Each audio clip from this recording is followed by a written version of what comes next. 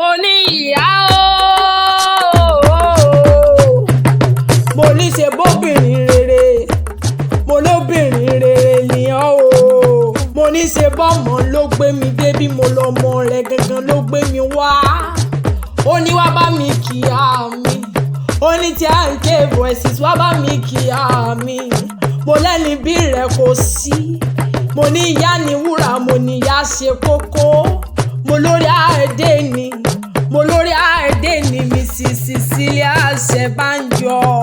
mo ló tọ́jú àwọn ọmọ mo ló lóyún wọn fóṣù mẹ́sàn-án mo ló mọ̀ kàn wọ́n fọ́dún mẹ́ta o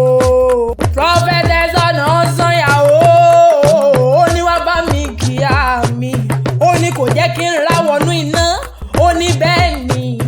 ni kò máa jù mí sínú omi ó ní ìyá mi nífẹ̀ẹ́ mi ó mo ní kọ́lọ́run bá wa tọ́jú àwọn bí alábọ̀ lọ́wọ́n bá mo lóbìnrin rere ní Mrs. Cecilia Ṣẹ̀bánjọ wá ní nítorí ọmọ lọ́jọ́ ìbí mo ní ó máa gbóhùn ẹnu mi ìyá ni wúrà iyebíye tí a kò lè fowó rà ó lóyún mi fóṣù mẹ́sàn-án ó pọ́n mi fọ́dún mẹ́ta ìyá ni wúrà iyebíye tí a kò lè fowó rà. Mọ́mí o máa pẹ́ láyé mọ́mí wọ́n jẹ́ wọn mọ́ ẹni bá ní kò ní rí bẹ́ẹ̀ àfọlójú akọ́lápá kò sẹ́nu tírélà mútu ẹ̀. mo ní bá mọ́ jíire lò pọ́ọ́lẹ́ o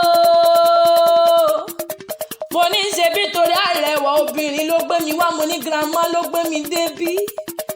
mo ní ìyáàfin Cecilia Ṣẹ̀bánjọ mo ní ṣe fún ló ń sọ ọjọ́ ìbí lónìí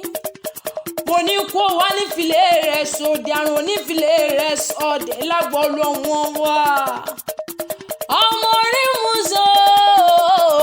onímùsà náà kò rú ọmọ ọlọ́pàá mọ́jì ọmọ ìdókò ọmọ ìdópẹ̀lẹ̀ mẹ́fà polo bí iṣu ni wọ́n gbìn wọn ìgbàpọ̀ iṣu níbi wọ́n ti gbé bí ọmọ agbára ìdóòbù mo ní ṣe bí wọn náà lọ máa múrò ọmọ àjàṣe oníròkò nílé bàbá rẹ gangan ọmọ iṣẹ́ ìyẹn ni bí adé iṣẹ́ ìyẹn ni ọ̀lẹ́kọ̀ yẹn nílé bàbá tó bí ọlọ́mọ mo ní ìyá lè wúrà o mo ní bíbí rẹ̀ ò ṣe fowó rà mo ní bẹ́ẹ̀ ni ìyá ò ṣe fowó rà láyé mo ní ìyá tó ní ìtẹríba tó ní sùúrù abiyamọ tí ó fọmọ ṣeré ìyá ìbejì ìyá Olúwabùkọ́lá mo ní gbogbo ọmọ rẹ pátápátá mo látàwọn ọmọ rẹ ọkọ ọmọ rẹ aya ọmọ rẹ pátápátá ló ní nkíọ lónìí koríki rẹ jáde wọn ló jẹ nítorí àtọ wọn lè wí fún wípé òní kú wọn ló nínú wọn ló ní dàlámù tí ń jẹlẹ bógiri wọn ní wàá pẹ́ láyé fi pẹ́pẹ́ ṣe pẹ́ wọn ní wàá gbó bí olúwọwọ tìrì wọn ní ṣé ọwọ́ rẹ wà nídìíṣẹ wọn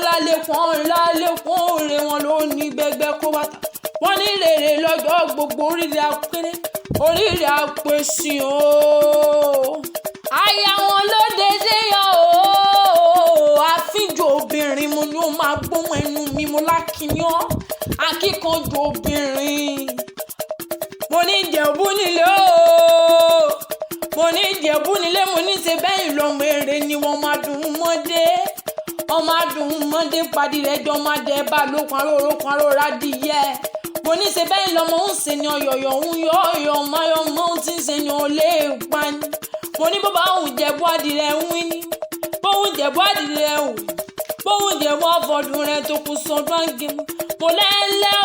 ọmọ alágẹ̀mọ mẹ́ẹ̀ẹ́dínlógún ìran Ìjẹ̀bú tí ń fọkàn ẹ̀ já pè mo ní ọ̀bàbà yìí tí ń ná ọ̀la kò ìbọn tó dé mo lóyìnbó wálé tó wọ́n ń wá pọ̀ sí ló wá dùn wọn ẹrú ló dùn wọn mọ́ mo ní tó bá ń gbọ́ Ìjẹ̀bú owó kékeré Ìjẹ̀bú owó àgbà Ìjẹ̀bú owó àfíjú Ìjẹ̀bú owó mo ní ìtọ́jú yín owó ìgbẹ́ẹ̀dì yín owó mo láàfíjú Ìjẹ̀bú tí ń fọkọ rẹ̀ ìjà pè ní mo lọ́pọ̀ Ìjẹ̀bú tèmi mọ́ bọ́bá ti ra káwọn ti kọ́lé ńlá mo ní ṣe bẹ́ẹ̀ lọ mèrè ni ọmọ adùn mọ́dé ọmọ adùn mọ́dé ìpọ́dí rẹ̀ jẹ́ ọmọ Ìjẹ̀bú mo ló máa gbóhùn ẹnu mi mo ní ṣe bẹ́ẹ̀ lọ́mọ aláàrẹ̀ ọmọ àwùjọ ilé ọmọ rọlẹ̀ joyè ọmọ ogun ẹ̀wọ̀n ọmọ aládìyẹ ògògò ọmọ dúdú lè kó mọ bẹ́ẹ̀ ṣe níjọ́ sí orí pupa tó mọ bẹ́ẹ̀ ṣe kó wọn sílé mo lọ́mọ mo lẹ́yìn mo mọ́ roko mo roko tán ẹ̀yà màmá ti lọ mo lọ́mọ mo ní sùnlé wọ́n mọ lọ́bẹ̀ mo lọ́bẹ̀ tí mo ní kọ̀ọ̀kú wọn lé bàbá tó bí lọ́mọ gangan ọmọ onígbò ọmọdé ọmọ onígbò mọ̀wọ̀mọ̀wọ̀ mo lórí sàjẹ́ńdà bí onílé yín tó fi pé gbẹ́jọ̀ owó kékeré Ìjẹ̀bú owó àgbà Ìjẹ̀bú owó àfíjú Ìjẹ̀bú tí ń fọkọ rẹ̀ já pè ní ọmọ Ìjẹ̀bú owó àwọn gbóhùn ẹnu mi gangan ẹlẹ́rẹ̀ẹ́gẹ́ oṣù oníkanga jípọn mo lẹ́yìn fúnfún ẹnu rẹ̀ àmọ́dá lọ́rùn àwọn àmúkọ̀kan àgbóná yàyà mo ní gàrí Ìjẹ̀bú owó ní èèpà mo ní èèpà gàrí Ìjẹ̀bú máa ṣe fọwọ́rọ́ sẹ́yìn láwùjọ. Happy birthday to you. Mo láwọn ọmọ rẹ̀ mo láwọn ẹ̀jẹ̀ rẹ̀ gangan lọ́ní ìjọ lọ́ní ìporíkì rẹ̀ jáde wọn ló ní kú òní tí òní tẹnugbó bí ọwọ́ lágbára ṣe dùnmọ̀. From Tianke Voices we wish you happy birthday long life.